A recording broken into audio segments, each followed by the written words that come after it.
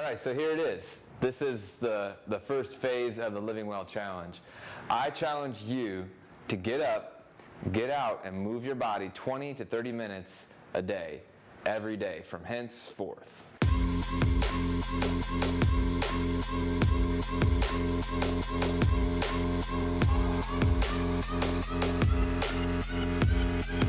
Yeah, like the attention, girl, I know you. But you're everything I want in life. Yeah. We're fighting danger like kung fu. The love I feel is deep inside. The others don't matter. It's honestly us against the world. We're the perfect team. You're my dream, and I just want it. Can't you see myself? Can't you see myself? Can't you see myself? Oh, baby.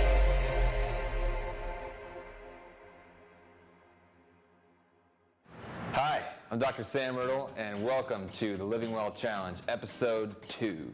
I'd like to recap what we talked about last time. What you saw in the last video was basically me working out. I showed you some of my favorite activities to do with my physical body. I love to run, I love to ride my bicycle, I love to lift weights, I love working out. And the reason is because when you move your body, it brings your whole form to life. It gives you an experience of living that you don't get to get if you're not moving your physical body. And let's face it, we're in an epidemic of people that live sedentary lives. You know, each one of us, even myself included, I'm not as active as I could be. Yeah, I like to work out several times a week, but I'm not going out and farming my own food and carrying water all day long. And I thank God that I don't have to. But at the end of the day, we don't get enough movement in our lives. We sit too much, we bend over too much, we look at screens too often, and that's just life in modern America. So the goal of me reaching out to you today is hopefully to inspire you and motivate you to move your body more, specifically doing the things that you love. You know, I don't want you to do what I do when I'm working out. I want you to do what you do, because if exercise isn't fun, you're not going to do it. And that goes for everybody. And that's exactly why I created the Living Well Challenge, because there are people around us, close to us, that want the same things that you and I want. We want it for ourselves, for our families, for our friends. We want to live our life to our fullest potential. And this challenge is about us coming together as a tribe and doing that together. The Living Well Challenge is 20 to 30 minutes of exercise every day of the week for now and forever, at least. Some days you'll do more, but 20 to 30 minutes of movement is something you should expect yourself to do every day. Now, what I'm going to be covering next is some basic movements that all of us should be incorporating into our movement routines, and I'm going to show you how to do them. I'm going to break it down so you've got an advanced way of doing it, an intermediate, and a beginner or entry level way of doing some motions just to get your body moving through its full range of motion. Okay, so stay tuned. We're going to go over some basic movements that are going to help you get your body moving in a safe and productive way. Let's get started. All right, so we're ready to go over the crunch. What if I told you that everything you ever learned about crunches is wrong? It's true. When I was growing up, they taught crunches to everyone in gym class and in gyms everywhere to do crunches, bending yourself all the way forward while you're on the floor to your knees, crunching your body like a peanut. And that, it turns out, is horrible for your lower back. So what I'm going to show you is a very low risk, highly productive crunch that you can do to strengthen your abdominals and build core strength. So here we go. This is how you do it. Lay flat on your back with your knees bent. This is most helpful. And again, I'm going to show you what not to do. We were all taught clench your body like this, right? Don't do it. Your main goal is going to be to keep your torso pretty flat.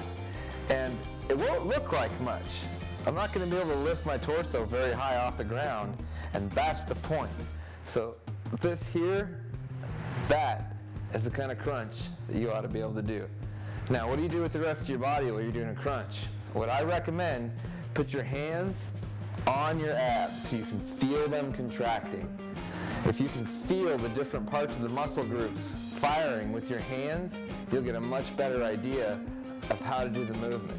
Okay? Now, this is an activity that's not really a beginner or expert level of a crunch. It's got a lot more to do with how many you do and how long you do them.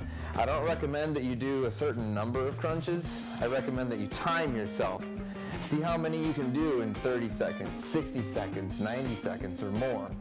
And also, some variations I'd like you to know about. You can put a side bend into it and work what's called the oblique groups. Do even numbers on both sides and make sure you get the center portions of your abs well too. That's how you do crunches. All right, next we are moving to planks. And what I want you to know is that a lot of you might find the plank too difficult to get into. So I'm going to run through a couple of ways of doing this for those of you that can get into a plank, which is this position that I'm in right now. And then I'll show you some modified versions if it's too difficult for you to hold this position. Now, what you're working in this push-up position or plank is your abdominal muscles, because gravity wants to sink you down like this. So you're going to use your abs to pull your body together and hold in this position. So this right here is a phenomenal abdominal exercise. You can hold this for as long as you can till your body starts shaking and you can't hold it up anymore, and then you give it a rest and try it again. So 30, 60, 90 seconds, something like that. There's a couple variations that you can add into it. You can hold up a leg, you can hold up a leg and an arm. It makes it a lot harder. And then you can switch. This is called the chameleon pose. That's what I call it. You know, lizard on a hot rock. I don't know if that's a chameleon or not, but you get the picture. So that's the probably the advanced and the intermediate version of this exercise. For beginners, just get into a hands and knees position. Get a flat back. You can work on what we call the cat camel, which is arching your back both directions. This will begin to stretch out your abdominals. In the cat pose here, you'll feel your abs starting to stretch as you lift your head and your shoulders up, and then arch your back like a cat. So the cat camel, all right? Try those. From this position, you can also lift a leg. You can lift an arm. You can switch sides, okay? So there's a couple variations of plank. Do those, you'll love them, they're fantastic.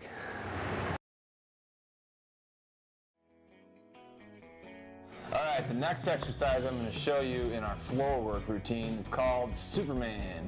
And Superman is probably my favorite exercise of all the exercises that I do. I'm not kidding. When we go through our daily lives, we don't do a lot of exercises that work our back muscles, especially not any exercises that work our whole back.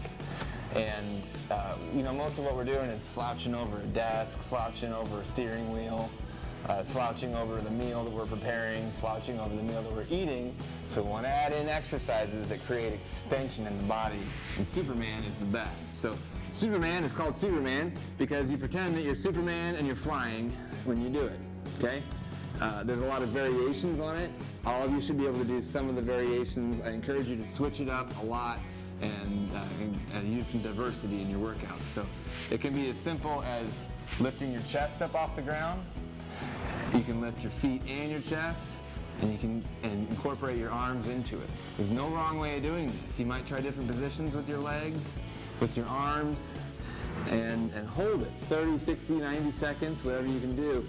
Also, this adds a whole new layer of intensity when you start to pulse with the Superman.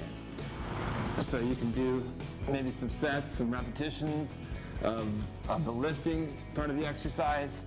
And you can also incorporate, this is just fun, I like to pretend I'm flying like Superman sometimes because it activates a lot of muscle groups that you don't normally use. So take some of those variations, run with them, and have fun with Supermans.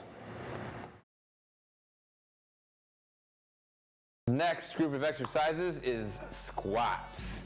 Welcome to my also favorite exercise. You might find I have a lot of favorites. This is one of them.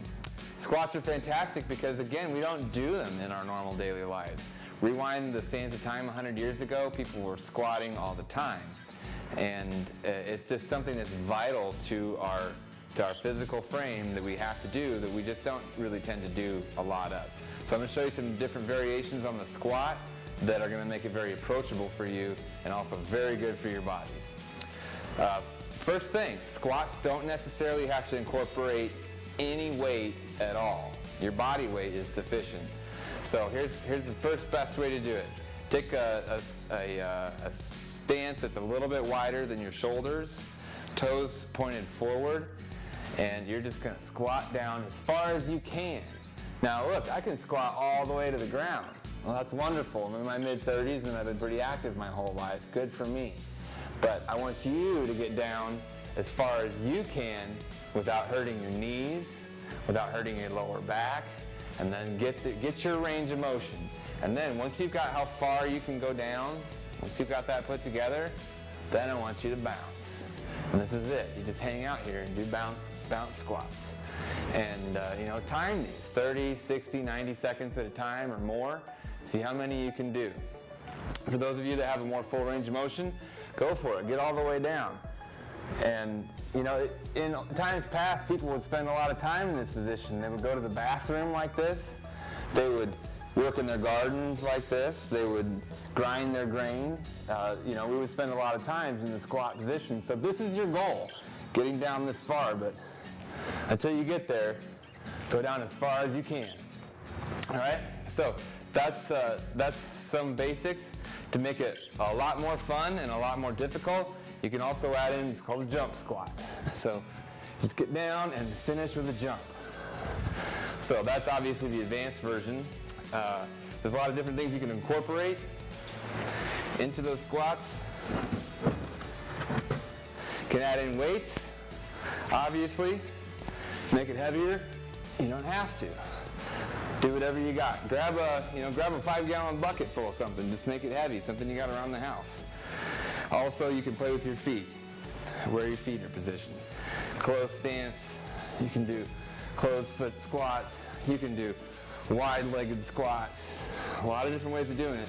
But the point is, get your legs working and use the full range of motion in your hips and pelvis.